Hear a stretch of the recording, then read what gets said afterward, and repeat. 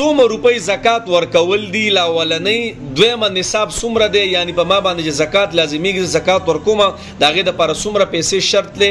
او بله خبره چې چا باندې قرض دی آیا د پیسو زکات به هغه ورکوي او که نه او په ده باندې د چا قرض دی هغه پیسې به ترې ماینس کوي که ماینس کوي نه نو یو شارټ ویډیو ورته سازوم د ټولو نه مخکې نه دی موجوده چې 52 چاندې چې کومه قیمت دی که نه هغه وختي ما زرګر سره رابطه وکړه چوتېږي را خلاصېږي ښه د 88,000 نه واله تر د 90,000 پورې دا نصاب دی ښه زمونږ افغانستان چې کومونه دي هغوی وایي پښتو کې مو وایې د 88,000 نه واله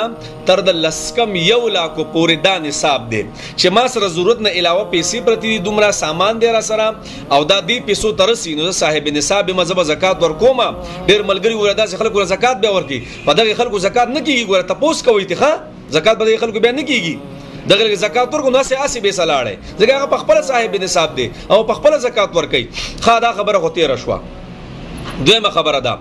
زکات په څومره ورکې څومره روپۍ دی نو 40 روپۍ د 40 صحیح د 40 40 روپۍ ده نو په 100 روپو کې 2.5 روپۍ راځي 2.5 روپۍ صحیح شو په 1000 کې 25 روپۍ راځي 25 شو 25 روپۍ په 0 کې راځي په 0 کې په لاکو کې 1 لاک کې په 1 لاک کې 2.5 روپۍ راځي 2.5 2.5 روپۍ په 1 لاک کې راځي صحیح ده دغه شان په 1 کروڑ کې سره راځي دا 2.5 لاک 2.5 لاک روپۍ په 1 کروڑ کې راځي صحیح شو دا نصاب دی پاسانم پویم ښه بله خبره زما بچا باندې زما پاسانم پویوما د یو کس دکانداری دا پیسې وسره دا ټولې پیسې راټولې کا څومره پیسې ستا بندي دا ټولې پیسې راټولې کا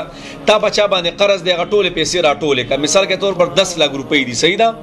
په ما باندې او د چا پیسې دي ما باندې د خلکو دي 2 لک روپۍ نو دغه 10 لک روپو نه بس دا 2 لک روپۍ څخه کم ماینس کم دا به ختم کم پاتې شو ما سره 8 لک روپۍ نو دا 8 لک روپو زکات په زور کوم صحیح ده زما بچا باندې پیسې دي دغه پیسې به راوځي نو دغه پیسو زکات په هم زور کومه په دغه ټیم به ور کومه کو نه بیا وروته نو بیا به ټول اسټیمیټ لګوم نو څومره کلونه چې ما نه ورکړې دغه کلونه به بیا زکات ور کومه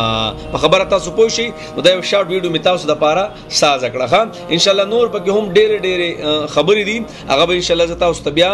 بار کوم ښه